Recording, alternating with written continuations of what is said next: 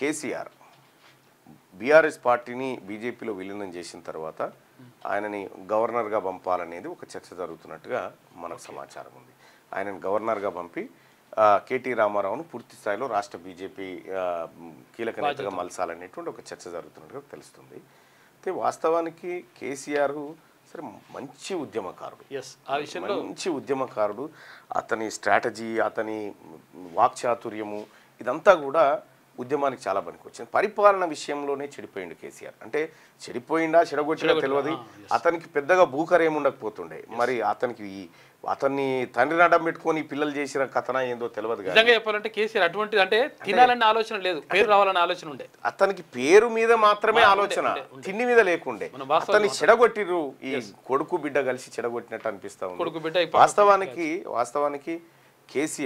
కేసీఆర్ ప్రసంగం, కేసీఆర్ చెప్పాలనుకున్నటువంటి విషయం, కేసీఆర్ ఏదైతే దేనైతే డిస్టర్బ్ చేయాలనుకుంటాడో దాన్ని స్పష్టంగా డిస్టర్బ్ చేస్తారు.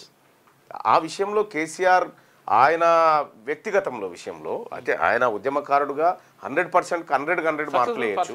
ఎందుకంటే వ్యూహాలను రచించడంలో ఆయన దిట్ట.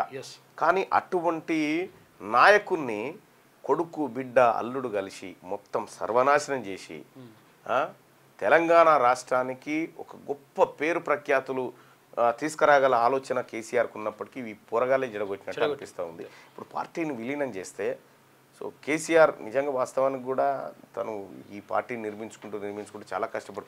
పార్టీ పెట్టిన తర్వాత ఈ పోరగాళ్ళంతా జొరబడిద్దని డిస్టర్బ్ చేసిరు. కానీ లేకపోతే మాత్రం కేసీఆర్ చాలా మంచి నాయకుడే. కేసీఆర్ ఆలోచనలో ఎప్పుడు కూడా ఈ చిల్లర పనులు చేయాలని లేకుండేది. ఏది కాంట్రాక్ట్లు నలిసి ముసలాయనను బాగా ఇబ్బంది పెట్టినట్టయితే కనిపిస్తూ ఉంది. సరే బీఆర్ఎస్ పార్టీ ఇక ఉండదు, బీజేపీలో విలీనం అవుతున్నటువంటి సందర్భంలో మరి ఆయన పాత్ర ఎట్లుంటుందో చూడాలి.